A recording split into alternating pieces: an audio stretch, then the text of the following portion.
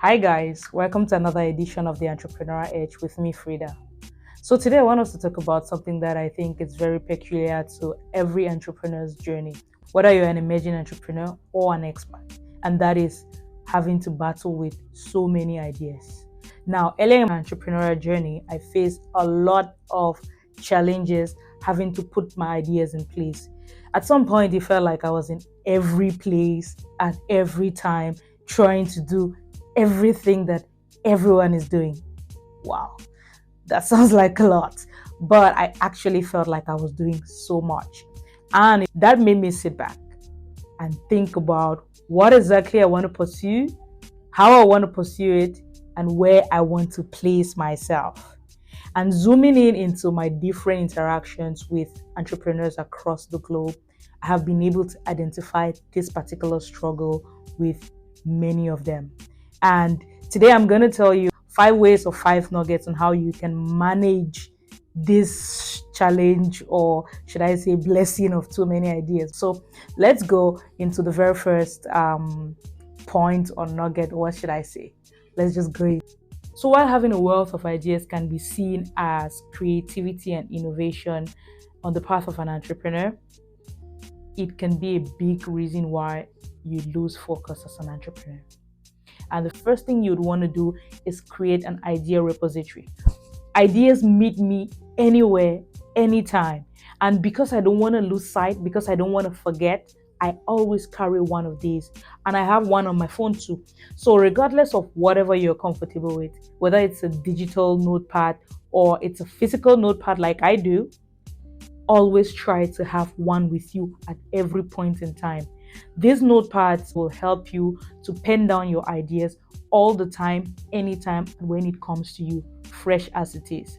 Secondly, it will help you take off the weight of the pressure you feel on acting on those ideas, because you can now go back and review those ideas and plan on how you can evaluate or implement those ideas as they come. Sometimes some ideas come to me and I know for a fact that I want to do it immediately, but when I come back to it, I realize that it's not something that I can achieve in the moment. First, maybe I do not have the resources for it, right? Or secondly, I do not have the skills that I need. So sometimes I just put it down. So every time I go through my ideas, I realize that there are things that I'm yet to do, like the entrepreneurial edge, for example. I've planned to do the entrepreneurial edge for years, but I'm only getting to do it now. The second thing you'd want to do is prioritize and focus. Now, what that means is you have to just go back to the things that you have been able to write down, or the 10,000 ideas that you want to achieve, or you want to do, or you want to implement in the future, right? And then you prioritize and narrow down to what you can do now, what you have the resources to do now, what you can afford to carry out and implement perfectly now. Now, there's no rush. You're going to get it done. Even if 10,000 people are doing it already, don't feel pressured into getting into it now. There's a timing for everything. Even the Bible says that there is a timing for everything. So take your time, prioritize on what you can do, what you can achieve in the moment, and get right to it. Right? Narrow down. And then the third thing you must do, which I still struggle with, by the way, is setting a timeline. Yo, it's not the easiest thing, because life is happening while you're planning. But it has helped me, being mindful of this has helped me to achieve some success in this area. The third vital thing you must do is set a timeline.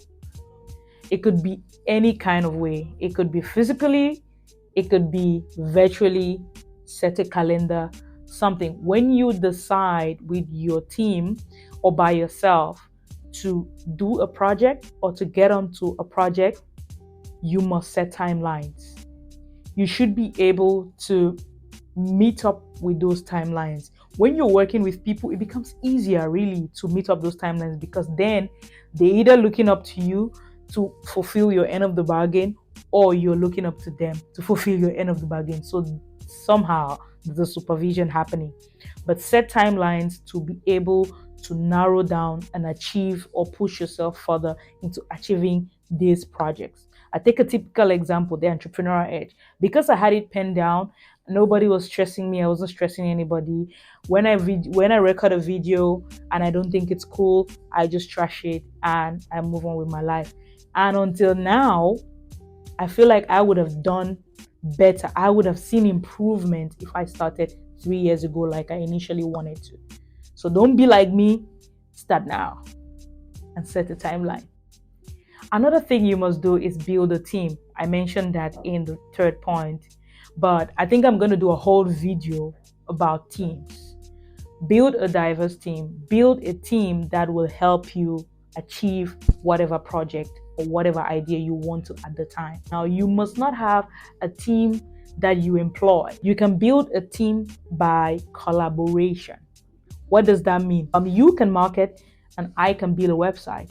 I build a website, you market, we collaborate and we become partners. We achieve our goals. I help you build a website, you help me market whatever products I'm selling. We collaborate. That's one of the quickest ways that I've come to realize or I've come to discover within my entrepreneurial journey on how you can build teams, especially as a young emerging entrepreneur. You do not have the funds. And the final thing that I'd advise you on this episode is test and validate. Now, not all ideas will see the light of day. Not all. The ideas that you would put in your blood and sweat, and you would realize after a few months, years, that it's not worth it. It's not going to be sustainable. So it's always very important, especially as an emerging entrepreneur, to test out ideas. Now, like I said, you will probably have tons of them. Imagine having 50 ideas and rushing into publishing or starting these 50 ideas into full-fledged businesses, and all of them died at a heartbeat. It's more heartbreaking than testing them, I promise. But I've come to realize in my entrepreneurial journey that not all ideas will fly. And it's better if you can start a project, build on that project, and try out that project. Test it, seek feedback, send it out. If you're producing stuff, let people try it for free. If you're doing a service, offer your services, serve people with whatever you're doing, and have them give you positive feedback. Sometimes you have to actually do things for free just to have the feedback that you need to see if this idea is sustainable or not. And after a couple of feedbacks, you can go back and make adjustments before you can make it public. It's good to fail while you're still small, than fail when you're big. I leave you with these words. Starting all your 50 ideas at once will not make you a successful entrepreneur.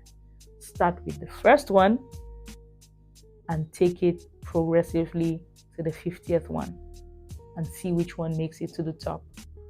But take your time and make sure that you focus on one. Thank you for watching. Hopefully this helps you throughout your entrepreneurial pursuit and serves as guidelines throughout your entrepreneurial journey. Cheers.